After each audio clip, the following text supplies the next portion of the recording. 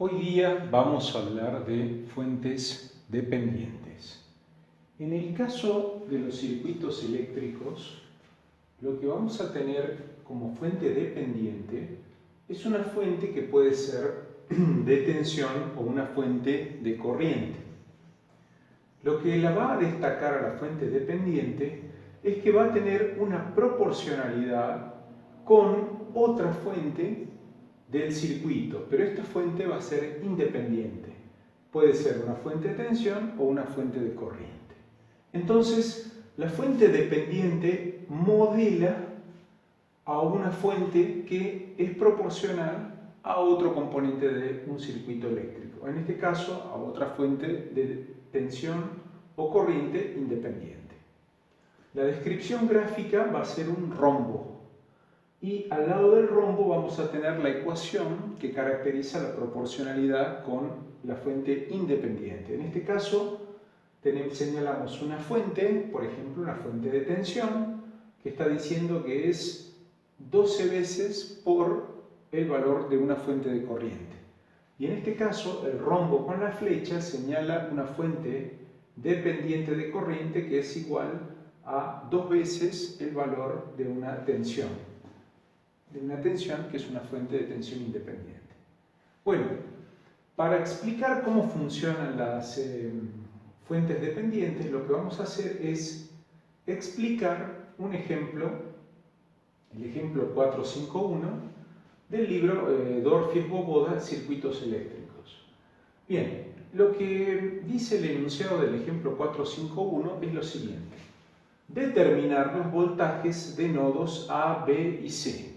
En este caso, este es el circuito, vemos que está preguntándose por los nodos A, B y C. Bueno, muy bien, entonces vamos a empezar a desarrollar la solución a este problema. Lo primero que vamos a hacer, como siempre, es escribir qué datos tenemos y vamos a, para clarificar un poco el circuito, vamos a identificar algunas variables. Por ejemplo, acá hemos vuelto a reescribir el circuito. Todos los componentes sobre esta rama le vamos a poner el número 1. Esta va a ser la rama 2, por lo tanto va a coincidir con el subíndice 2, y esta va a ser la rama 3. Entonces, de esa forma, tenemos que los 8 voltios pertenecen a esta fuente de corriente. Después tenemos que la corriente de 2 amperes en realidad para nosotros se va a llamar I sub 2. Y las resistencias 3 de 3 ohmios van a responder junto con la fuente controlada a la rama 3. Entonces, la fuente controlada se va a llamar B sub 3 igual a 3 por I a la X. En este caso, reiteramos, el rombo nos está señalando que es una fuente controlada de tensión y la ecuación me dice que la fuente de tensión controlada es igual a 3 veces el valor de I sub X. I sub X en este caso va a ser la corriente que va a estar circulando por esta rama y nosotros le hemos puesto esa rama 1. Por lo tanto, es la corriente 1. Bueno, empezamos analizando o proponiendo un tipo de solución. Lo que vamos a hacer es tomar justamente la rama 1 y la vamos a analizar con la ley de voltajes de Kirchhoff. Para ello lo que voy a hacer es toda esta parte del circuito simplemente la voy a representar como una tensión que se va a llamar B subíndice B sub', es decir, la tensión en el nodo B. Entonces el nuevo circuito, cuando lo vuelvo a dibujar, voy a tener la fuente de 8 voltios original, la resistencia de 6 ohmios con la corriente I sub X, y acá se va a encontrar con el voltaje en el nodo B.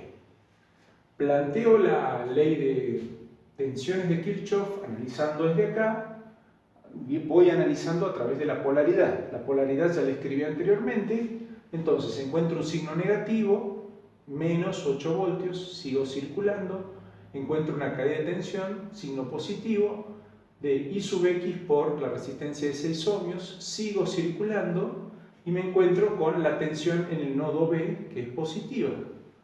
Bueno, y luego retorno al punto de partida, con lo cual igualo a 0.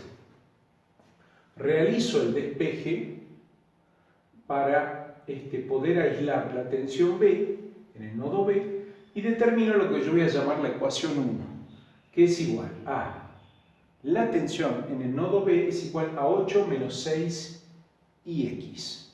Bueno, ahora vamos a analizar la rama 3, es decir, esta rama que tenemos acá. La rama 3 hacemos exactamente lo mismo, englobamos toda esta parte del circuito, simplemente que existe acá una tensión que es la tensión del nodo. Escribo la tensión del nodo con su polaridad y empiezo a analizar. Le doy un signo negativo porque estoy suponiendo que la tensión en ese nodo tiene un potencial que está inyectando corriente. Bueno, tengo un signo negativo, escribo tensión en el nodo B, negativo, menos B sub B, más encuentro acá una caída de tensión dada por la corriente I sub 3 por la resistencia 3 y sumo más I sub 3 por 3. Acuérdense que 3 era el valor de los 3 ohmios de la resistencia. Y finalmente llego a la fuente controlada, que la voy a individualizar como más B sub 3. ¿De acuerdo? Fíjense acá, y acá termino el análisis de la malla y vuelvo a 0, lo cual eso significa que tengo que igualar a 0. Muy bien. En el reordenamiento de los grupos trato de despejar la tensión en el nodo B y me va a dar esta ecuación, la ecuación 2. ¿Qué me dice?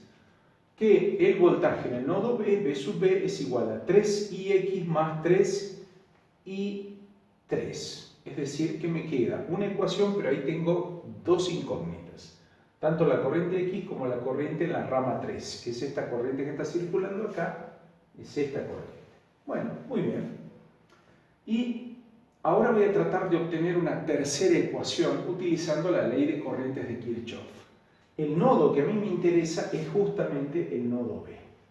Entonces, al aplicar la ley de corrientes de Kirchhoff en ese nodo, yo supongo que la corriente I sub X va hacia el nodo, lo mismo que la corriente I sub 2 que pertenece a la fuente de corriente, que tiene el valor de 2 amperes.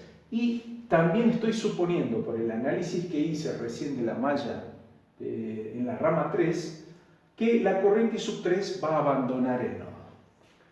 Planteo la ecuación, de este lado voy a colocar las corrientes que ingresan al nodo, del otro lado de la ecuación las corrientes que abandonan, y me queda entonces I sub X más I sub 2 va a ser igual a I sub 3. Por lo tanto, voy a despejar I sub 3 y me va a quedar que I sub 3 es igual a 2 más I sub X. Bien, con tres ecuaciones ya voy a poder resolver la cantidad de incógnitas que tengo. Bien, lo que voy a hacer es, voy a elegir igualar tanto las ecuaciones 2 como la ecuación 1, porque las dos están en función del voltaje en el nodo B. Entonces, las igualo y las escribo. 8 menos 6IX igual a 3IX más 3I3. Pero ¿qué ocurre? Sigo teniendo dos incógnitas, tengo que eliminar una. Entonces, para eliminar esa incógnita, voy a recurrir a la tercera ecuación, que me dice que I sub 3 es igual a 2 más IX. Y voy a reemplazar acá este factor por la ecuación número 3. Resuelvo la ecuación y ahora sí, si ustedes observan, toda la ecuación me ha quedado en función de una sola incógnita, con lo cual voy a proceder a despejar esa incógnita en forma algebraica. La incógnita va a ser I sub X. Bueno, opero algebraicamente y llego a la conclusión que I sub X es igual a 1/6 de amperes. Con este resultado, que es muy importante, ahora sí voy a empezar a contestar el valor de las tres incógnitas. Voy a empezar por el voltaje en el punto A. Bueno, el voltaje en el punto A, simplemente en el nodo A, es muy sencillo. Por inspección tiene el mismo valor que la fuente de 8 voltios. Así que esto estaría resuelto por inspección. En cambio, el valor del voltaje en el nodo B, Esto es más complicado. Voy a recurrir a la ecuación, por ejemplo, 1. 8 menos 6 por IX. Reemplazo IX, que vale un sexto, se simplifica, me queda 8 menos 1 igual a... El voltaje en el nodo B va a ser igual a 7 voltios. Acá hay 7 voltios. Y por último, el valor de el voltaje en el nodo C. Acá. Bien, pero resulta que el voltaje en el nodo C es igual al voltaje de la fuente controlada. Y la fuente controlada era llamada B sub 3. B sub 3 era igual simplemente a 3 por IX.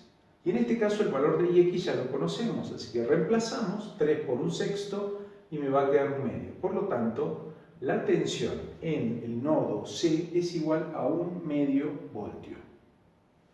Y con eso el problema estaría resuelto.